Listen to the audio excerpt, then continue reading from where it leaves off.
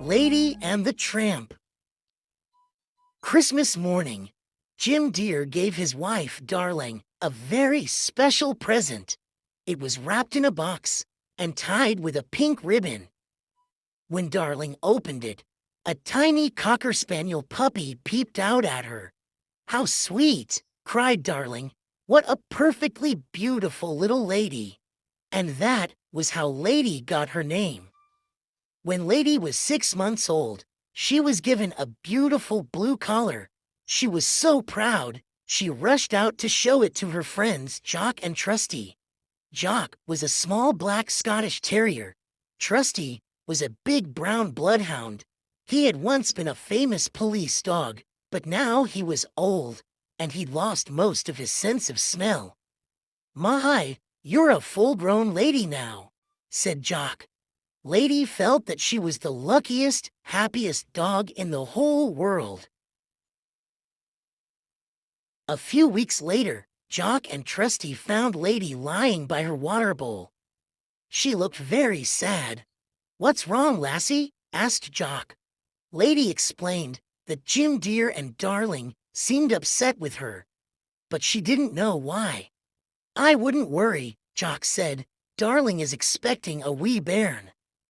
Lady looked confused. "He means a baby," Trusty explained. "Oh," said Lady, still confused. "What's a baby?" "A baby," Jock began, "is a cute little bundle of—" But before he could finish, a voice behind him said, "Trouble." Lady turned around to see who had spoken. Walking toward her was a scruffy but handsome dog called Tramp. "Remember, when a baby moves in, the dog moves out," he warned. The baby came. The whole family gathered around the cradle, including Lady, who thought the baby was wonderful. "We're going to be all right," she said to herself. Tramp was wrong. Nothing has really changed. A few months later, Jim and Darling went away to visit friends. Aunt Sarah came to look after the baby, and she brought her 2 Siamese cats with her. The cats were sly and mischievous. They raced through the house, frightening the canary, ripping the curtains, and tipping over the goldfish bowl. "What's all this?" cried Aunt Sarah when she saw the mess. "It must have been that dog." The cats rolled on the floor, pretending Lady had attacked them. "Bad dog," Aunt Sarah said to Lady. "Just you wait." Aunt Sarah took Lady straight to the pet shop to have a muzzle put on. Lady struggled as the shopkeeper fastened it over her face. Panicking, she tore out of the shop and raced down the street. She had to get away from Aunt Sarah. As Lady dashed across the road, she was nearly knocked down by a car. Terrified, she ran into a side street. Suddenly, a pack of stray dogs jumped out and began chasing her. Lady fled down an alley to escape, but a huge fence blocked her way. She was trapped. Just as the dogs were about to attack her, Tramp jumped over the fence.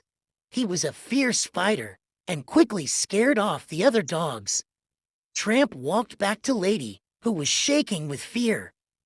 "Oh, you poor kid," he said, looking at her muzzle. "Come on, we've got to get that thing off."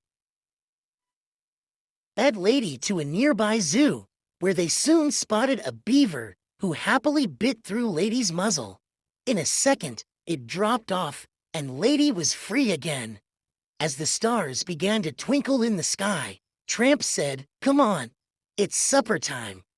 He led Lady to the back door of Tony's Italian restaurant. Tony's chef, Joe, was a friend of Tramp's and brought the couple a plate of spaghetti.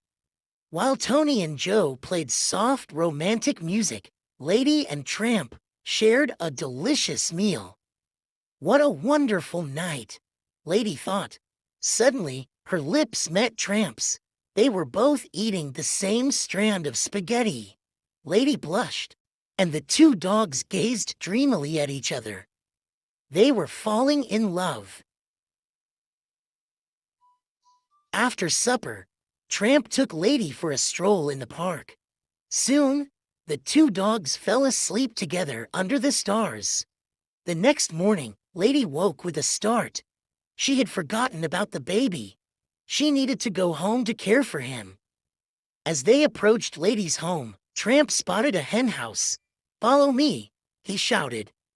Tramp began chasing the chickens around the farmyard. Feathers flew everywhere.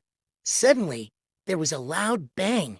"Come on," shouted Tramp as he squeezed under a fence. "That's the signal to get going." Dashed round the corner, they splashed through a stream and jumped over ditches. Tramp raced ahead. When he turned around, Lady was nowhere to be seen. She had been caught by a dog catcher. Poor Lady was taken to the dog pound. Lady's eyes filled with tears as the door of her cell clanged shut behind her. Before long, Aunt Sarah picked Lady up from the dog pound. She was very upset with Lady for running away. When they got home, she chained Lady to a doghouse in the backyard and yelled, "Stay there! Don't you make any noise, or I'll send you back to that pound." Lady was too miserable to do anything but lie there. Even her good friends, Trusty and Jock, couldn't make her feel better. Soon, Tramp came trotting into the garden with a big, juicy bone for Lady. But Lady was angry with him. "It was all your fault," she cried. Tramp didn't understand. "What do you mean?" he asked. But Lady was too hurt to answer him. She just turned away and put her nose in the air. "It wasn't really my fault," Tramp said miserably. "I thought you were following me." When Lady refused to answer, Tramp set down her bone and left. Lady felt so unhappy that she lay down in the kennel and cried. Suddenly, she noticed two eyes glinting in the shadows. A huge rat was scurrying toward the house. Lady barked and tried to chase it away, but her chain held her back. Luckily, Tramp heard Lady barking. He ran back to see what was wrong. Cried Lady. It ran up the side of the house and into the baby's room. In a flash, Tramp was inside the house, up the stairs, and through the nursery door. The rat was about to jump into the baby's crib when Tramp leaped at it. There was a terrible fight. Finally, Tramp trapped the rat and killed it. Outside, Lady managed to pull free from her chain. She raced inside the house and upstairs to the nursery. Aunt Sarah heard the commotion and came rushing into the nursery. She was sure that Lady and Tramp were responsible for the mess. "You vicious brutes!" she shouted, pushing Tramp into a cupboard with her broom. Then she dragged Lady downstairs and locked her in a dark, damp cellar. Aunt Sarah telephoned the dog pound and ordered them to come take Tramp away. The dog catcher arrived quickly. Jock and Trusty watched as Tramp was locked in the van. "I was certain he was no good the moment I saw him," Jock said, but Trusty wasn't so sure Tramp was to blame. Inside, a voice called, "Lady, Lady!" Jim and Darling had come home. Aunt Sarah started to tell them what naughty dogs Tramp and Lady had been, but Jim didn't believe her. Lady was barking, and he knew there was something wrong. "Look, she wants us to follow her upstairs," he said. They all rushed up to the baby's room and found Lady barking at the curtain. "What's the matter, Lady?" they asked. Jim looked behind the chair and saw the dead rat. Jock and Trusty heard everything Jim said. They realized that Tramp had saved the baby. The two began following the scent of the dog catcher's wagon. They were determined to free Tramp. When they finally caught up with the wagon, Trusty barked at the horses. "Look out, Trusty!" called Jock, but it was too late. The horses reared in fright, and the wagon crashed onto its side. Trusty was stuck underneath. Suddenly, a taxi drove up, with Lady and Jim Deer in it. Lady jumped out and raced over to the wagon. "Tramp, are you all right?" she called through the netting. Tramp was safe, but Trusty had been crushed by the wheel. "He needs a doctor," said Jock, and they took Trusty to the hospital. A few months later, Jock and Trusty came to visit Lady and Tramp. Jim Deer knew that Tramp had saved the baby and had taken him in. Now, Lady and Tramp were the proud parents of 4 little puppies. "They've got their mother's eyes," said Trusty. He looked fondly at 3 of the tiny puppies. "Aye, but there's a bit of their father in them too," said Jock, trying to stop the 4th puppy from chewing his coat. Lady and Tramp smiled. They were very proud of their new family.